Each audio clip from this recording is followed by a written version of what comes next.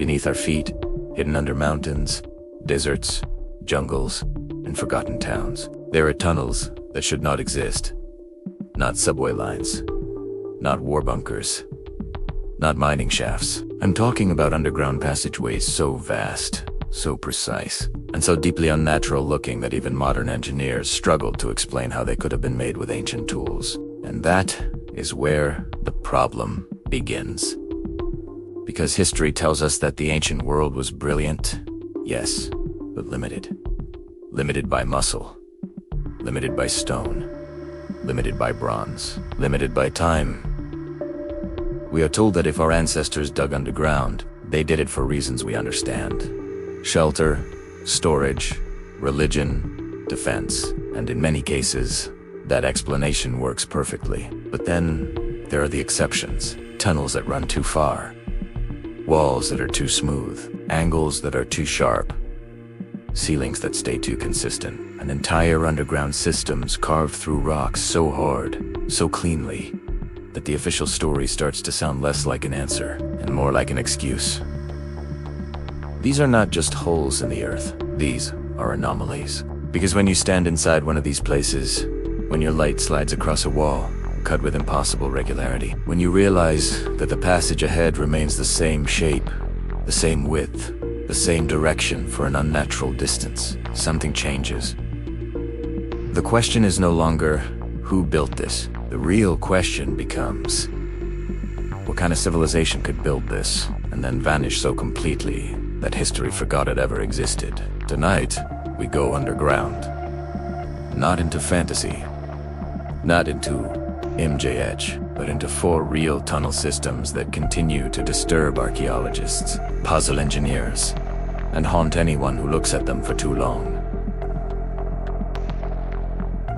4 places. 4 mysteries. 4 fractures in the story of human civilization. And the first one begins in the jungles of Ecuador. In the 1960s, an explorer named Juan Morich claimed he had entered a gigantic underground network in eastern Ecuador, a labyrinth of tunnels stretching deep beneath the continent. According to his account, these were not rough, natural caves formed by water over millions of years. These were geometric corridors, vast chambers, flat surfaces, sharp lines, stone worked with a level of control that sounded less prehistoric and more industrial. Naturally, the academic world dismissed him. They said he was exaggerating, misidentifying natural caverns, or simply making the whole thing up. And to be fair, extraordinary claims demand extraordinary evidence. Morich never produced enough proof to silence his critics. So the story should have died there, but it didn't. Because later expeditions in the same region uncovered something very real, the cave system known as Cueva de los Teos. And once researchers began entering its depths, the mystery came back to life. Some of the passages didn't look natural at all. Instead of the irregular curves normally created by erosion, there were sections that appeared strangely ordered walls, rising almost vertically, ceilings flattening out, corridors extending with an unsettling sense of intention. In certain places, marks on the rock looked less like nature and more like machining. Could geology create forms like that? Maybe. But maybe becomes a very uncomfortable answer when the scale keeps growing, and the tunnel keeps going, and the darkness ahead looks less like a cave, and more like a road built for someone who knew exactly where they were going. And then the story took an even stranger turn, because one of the most famous men in modern history would later become connected to this underground mystery, a man who had already walked on another world. And if what he saw down there truly shook him, then what exactly was hidden in the dark beneath Ecuador? When the British expedition entered the Teos region in the 1970s, this was not some amateur treasure hunt. It was a serious operation involving scientists, explorers, and technical specialists. And most people remember it for one reason above all others. Neil Armstrong was there. Yes, the first man to walk on the moon joined an expedition into an underground system in Ecuador. Officially, it was curiosity, adventure, scientific interest. But think about that for a second. A man who had already seen Earth from space. who had stood on the surface of another celestial body, chose to descend into a remote cave system in South America that many people had already dismissed as exaggeration or myth. And afterward, he said very little. Almost nothing. Only that it had been one of the most unforgettable experiences of his life. For a man like Armstrong, that statement carries weight. Now, to be clear, mainstream researchers argue that Cueva de los Teos is a natural cave system, and much of it probably is. But that does not erase the strange reports. It does not erase the oddly geometric sections. It does not erase the testimony of those who insist that parts of the system feel less like erosion and more like design. And maybe that is what makes this site so unsettling. Not because it proves an ancient lost civilization, not because it confirms some forbidden history, but because it sits in that dangerous middle ground where dismissal becomes too easy and certainty becomes impossible. The deeper you go into cases like this, the more you realize that history is not always destroyed by lies. Sometimes it is buried by ambiguity. And that brings us to Turkey. Because if Ecuador gives us whispers, Derinkuyu gives us stone-cold fact. In central Turkey, in the region of Cappadocia, an entire underground city descends level after level beneath the earth. We are not talking about a few chambers, not a cave adapted for shelter, not a monastery hiding in the rock. This is a city, a real underground city with living quarters, kitchens, storage rooms, churches, wells, schools, ventilation shafts, defensive doors, and passageways cut so deeply that even now, only part of the full system is understood. Derinkuyu sinks roughly 80 levels underground, reaching depths of around 60 meters. And according to some estimates, tens of thousands of people could shelter there at once. Official history says these spaces were used by early Christians and local populations seeking refuge from invasion. That explanation makes sense, at least on the surface. But the deeper question is not why it was used. The deeper question is who built something this advanced in the first place. Because hiding underground is one thing. Designing a massive, multi-level survival complex is something else entirely. Derinkuyu was not dug in panic. It was planned. Every ventilation shaft had to function across multiple depths. Water had to be protected from contamination. Food had to be stored. Air had to circulate. Access points had to be sealable from the inside with enormous rolling stone doors. This is systems engineering, not improvisation. And then there are the tunnels. Some of the lower levels appear to connect to other underground settlements in the region. One passage reportedly stretched 4 kilometers toward another subterranean city, a buried infrastructure. A silent world below the visible one. And now ask the question most people avoid. If this was only about escaping raiders, then why go so deep? Why build so large? Why connect cities underground? What kind of threat forces human beings, not just to hide beneath the earth, but to create an entire second civilization below it? And if Derinkuyu was not the beginning of that answer, then maybe it was only one surviving fragment of something far older. Because the next tunnel system may be the most controversial in Europe. And that is exactly why you should pay attention. Near the town of Visoko in Bosnia, a storm of controversy began when claims emerged that the surrounding hills were not natural hills at all, but buried pyramids. Archaeologists mocked it. Geologists rejected it. Academics called it pseudo-history. And maybe they were right to be cautious. But then something happened that changed the conversation. Beneath one of those hills, investigators uncovered a network of underground passages, now known as the Raven Tunnels. Unlike the headlines, these tunnels were not imaginary. They were real, walkable, measurable, physical. And once people began studying them, the story became far more complicated than a simple hoax. Because Raven did not behave like a natural cave system. And it did not look like an ordinary mine either. The tunnels run with a strange sense of direction. In several sections, they seem purposeful rather than opportunistic. Less like someone chasing or through rock, and more like someone trying to get from one point to another. The walls and fill patterns raised questions.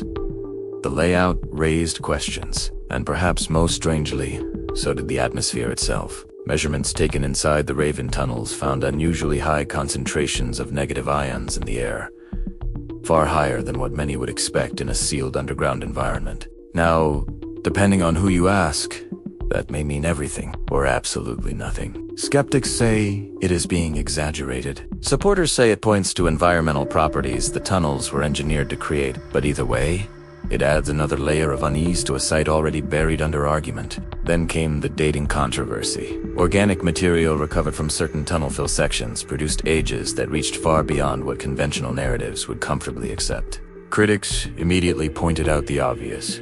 Dating organic debris is not the same as dating the tunnel itself. And they are right. A piece of old material inside a passage does not prove when the passage was made. But once again, the certainty people want begins to dissolve. Because the Raven tunnels are there. They are man-made, or at the very least heavily modified, and their full purpose remains unresolved. That is the pattern you start seeing again and again with these underground anomalies. Not proof, not fantasy, but a physical structure sitting right in front of us, while the explanation never feels complete enough to close the case. And then we arrive in China, where the scale of the mystery becomes almost impossible to ignore. In 1992, a local villager helped drain a pond in Zhejiang province. What emerged was not a sinkhole, not a shrine, not a simple cavity in the earth. It was the entrance to one of the most astonishing underground discoveries of the modern era. The Longyou Caves, 24 massive artificial caverns, carved into solid siltstone, enormous chambers with towering ceilings, supporting columns, sharp interior geometry, and walls covered in parallel chisel-like grooves that seem to repeat with machine-like consistency across vast surfaces. The estimated volume of removed rock is staggering, roughly 1 million cubic meters. 1 million. Pause on that number. That is not a weekend project. That is not local improvisation. That is not a few laborers expanding a shelter. That is industrial-scale excavation. And yet there is no clear historical record explaining who did it, how they organized it, where the extracted stone went, or why the chambers were built in the first place. Not one definitive text, not one uncontested blueprint, not one explanation that satisfies all the facts. China is one of the most documented civilizations in human history. Dynasties recorded floods, taxes, eclipses, appointments, famines, military campaigns, and engineering projects in extraordinary detail. So how does a construction effort this vast slip through the written record like it never happened? That silence may be the most chilling part of all. Because stone can survive, tools can vanish, empires can fall. But for something this immense to disappear from memory so completely suggests either a failure of history or a chapter of history we were never meant to inherit. And the final piece of this puzzle may be the one that ties them all together. The Longyou Caves do not just challenge engineering assumptions. They challenge common sense. Each chamber is vast, carefully shaped, structurally stable. The ceilings rise high overhead, supported by columns left behind with precision, as if the builders understood load distribution well enough to remove enormous amounts of rock without triggering collapse. Even more strange, the chambers sit close to one another, in some places separated by surprisingly thin walls. Yet they do not break into one another. That means the builders knew exactly where the neighboring caverns were. They excavated blind, underground, inside stone, and still maintained separation with astonishing control. Think about what that requires. Planning, measurement, labor management, excavation strategy, structural foresight.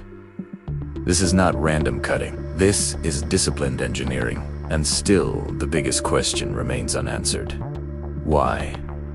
The caves are not arranged like a palace, not like tombs, not like a fortress, not like a quarry, not like a temple complex. Even their isolation from one another feels deliberate, as if each chamber served a specific function inside a system we no longer understand. And once again, the same pattern returns.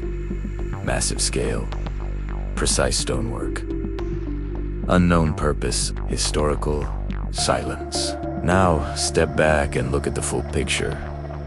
Ecuador, Turkey, Bosnia, China. Different continents, different cultures, different geology, different official explanations, and yet all carry the same unsettling fingerprints. First, scale. These are not minor underground shelters. These are large, organized, labor-intensive works that would be impressive even with modern logistics. Second, precision. Again and again, we find straight lines, controlled shapes, repeated tool patterns, stable architecture, and tunnel geometry that feels intentional rather than accidental. Third, uncertain purpose. Yes, experts can propose uses, refuge, storage, ritual, mining, defense. Sometimes those explanations may be partly true, but in each case, there are features that feel excessive, mismatched, or simply unexplained. And fourth, the gaps in the record. Not just missing details, missing confidence, missing consensus, missing closure. That is what makes these places so powerful. Because individually, each site can be explained away. A cave here, a city there, a disputed tunnel, an undocumented excavation. But together they start to look less like isolated mysteries, and more like fragments of a forgotten pattern. Maybe ancient humans were far more capable than we give them credit for. Maybe entire engineering traditions rose and disappeared before surviving history began. Maybe some of these places were started in one era and reused in another, leaving behind layers of confusion that modern archaeology is still trying to untangle. Or maybe the hardest truth is this: human history is not a clean timeline. It is a damaged archive. A story written, erased, rewritten, buried, flooded, burned, and built over so many times that what survives may be only a thin surface layer over a much older reality. And underground, that older reality may still be waiting, sealed behind collapses, hidden beneath villages, lost under jungle floors, sleeping in mountains no one has fully opened. Which means the greatest archaeological discoveries in the world may not be standing in plain sight above the ground. They may be below us, in the dark,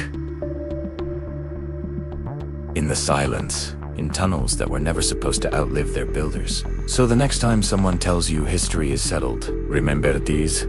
There are passageways under this planet that modern civilization still cannot fully explain. And if even one of them turns out to be older, larger, or more advanced than we currently believe, then the story of humanity is not just incomplete. It has been broken open from beneath. And this raises a final question, one that may be even more disturbing than the tunnels themselves. If ancient builders could create underground worlds this vast, what else did they build that we still haven't found?